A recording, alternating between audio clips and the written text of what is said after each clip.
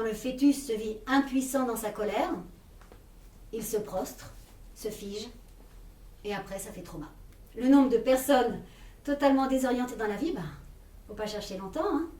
C'est totalement cohérent avec une naissance par le siège. Et aussi par césarienne, d'ailleurs. Qu'est-ce que vous voulez dire par ça fait trauma?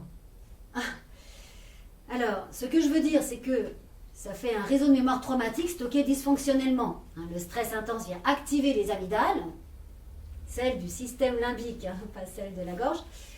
Ce qui fait qu'au lieu de se stocker dans les mémoires de stockage ad hoc, l'information vient saturer l'hippocampe, celui du cerveau, pas celui de la mère, ni de la mère, non. Et donc, après, ça fait trauma, un réseau de mémoire traumatique qui fait qu'à chaque fois que je rencontre une situation similaire, je panique car je sais d'expérience que je vais mourir. Mais bon, voilà. Oui? Non. Ah non, d'accord. Je vais vous expliquer parce que quand même c'est important. Et j'ai un petit panneau dont je suis pas peu fière aussi, qui résume toute la théorie du psychotrauma et la théorie polyvagale à la fois. Donc vraiment, je vous invite à aller voir sur Internet tout ça parce que... Non.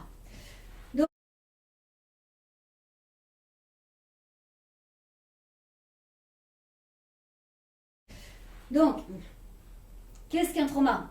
Ce n'est pas une situation spécifique, précise, du style braquage ou tsunami.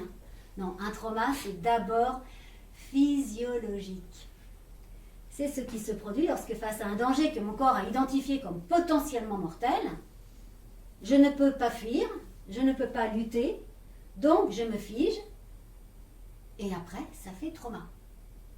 Or, quand je suis dans l'utérus, si je ne peux pas, si je me rends compte que je ne peux pas sortir, je vais mourir écrasée, puisque l'espace diminue tout le temps.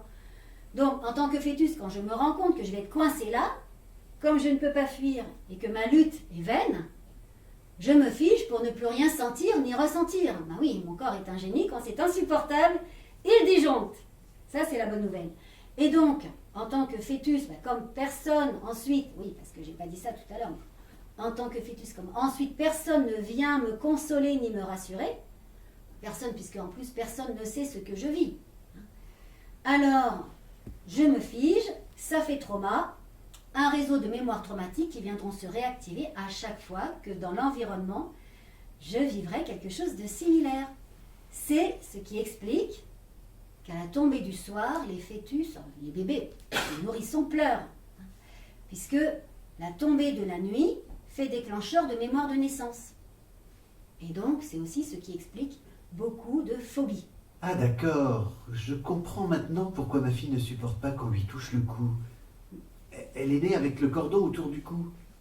Oui, c'est tout à fait possible. Enfin, on ne peut pas dire à 100% vraiment que c'est la raison pour laquelle... Non, seul celui qui traverse ces moments-là dans le travail sur la mémoire de naissance, en thérapie notamment, peut contacter ce qui fait trauma pour lui.